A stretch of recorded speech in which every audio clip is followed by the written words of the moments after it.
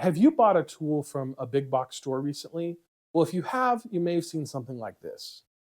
It used to be that you could just walk right up to the tool that you needed and put it in your cart, but times have definitely changed. Stick around and I'll explain what's going on.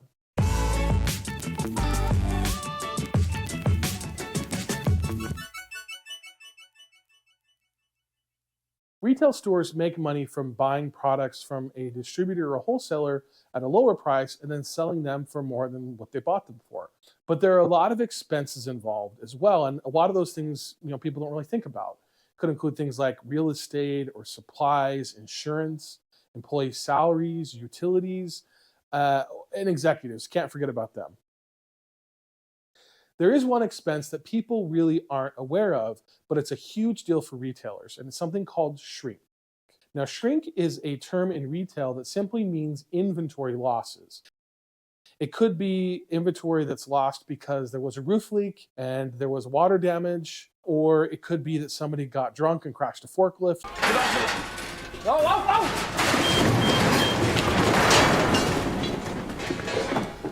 We'll get somebody to clean that up. Or most commonly, it's because of theft, either from customers or employees.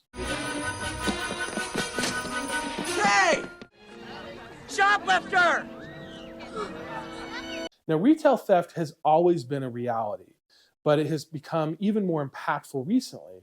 It's estimated that retailers nationwide will lose over $100 billion this year to retail theft. You mean shrinkage? Yes!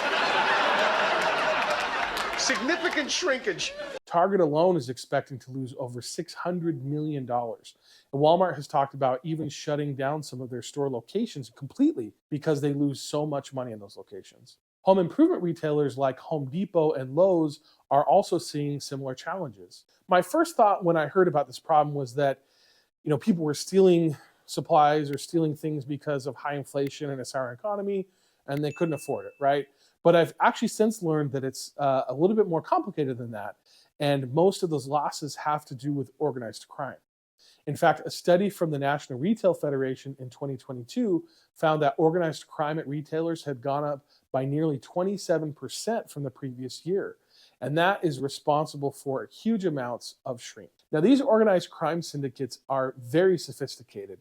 And in a recent interview with Scott Glenn, who is Home Depot's vice president of asset protection, he said there are very organized groups where the leaders at the top are recruiting people that are drug dependent, homeless, or down on their luck, and offering them incentives and providing shopping lists to go out and bring back certain products. At the top levels of these hierarchies, there are absolutely good administrators that understand the return on their money. So these crime syndicates can be very dangerous, and the people that they're recruiting are unstable, and people have actually been injured in some of these events. Not to mention the fact that these people are also sometimes involved in other crimes like human trafficking and drugs. So it's a huge problem. So something has to be done, and you're going to see retailers take some pretty drastic steps. They're going to lock up more inventory, and they're going to make it more difficult generally for stolen product to walk out of the store. One of the things that Home Depot is beginning is a point of sale activation feature, meaning that if a product is not legitimately purchased, it can't be used. So if someone walks out with a drill they didn't pay for, the drill won't turn on. It won't actually work because it hasn't been activated. Home Depot's plan is to use Bluetooth technology to make it all work, and Lowe's is doing something similar. At Lowe's, specific products are loaded with an RFID tag that has a unique serial number that matches the tool. An RFID tag is a small microchip that can be attached to any product. Then when the product is purchased, a scanner reads all of the tags on the product, and if they all have the correct serial number, then the product itself is activated. If the product doesn't go through that process, then it is inoperable. Lowe's is also planning on recording each transaction on a public ledger or the blockchain, so that if a product were to be resold, a buyer could check to make sure that it was legitimately purchased and make sure that it'll actually work. Now, all of that sounds pretty complicated and may also be pretty expensive to implement, but the hope is that it won't actually raise prices, but in fact will cause prices to come down. And that's if those companies are able to limit the millions and billions of dollars in shrink that they experience each year. Now, this may not be something that you're going to see right away. Both Lowe's and Home Depot are testing this out first in a few of their stores.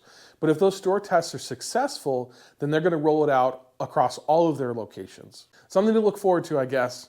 So what do you guys think? Do you see this as something that's positive? Honestly, to me, it sounds like a bit of a hassle. I wish it weren't necessary, but here we are. So thanks for watching. I hope that you found this video both interesting and informative. Be sure to subscribe to my channel for more, and I'll see you in the next one.